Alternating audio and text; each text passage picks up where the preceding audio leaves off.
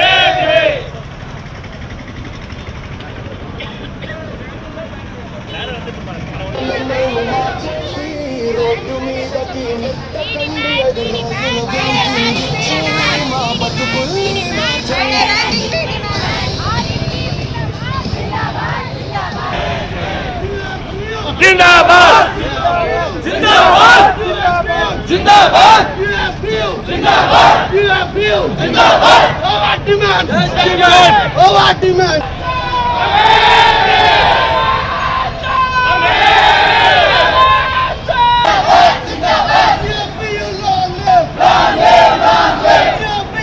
దేశవ్యాప్తంగా ఉన్న గ్రామీణ బ్యాంకుల అధికారులు మరియు ఉద్యోగ సంఘాలు ఈరోజు 5 రోజుల బ్యాంకింగ్ వ్యవస్థ గురించి మేము అందరం స్ట్రైక్ చేస్తున్నాము.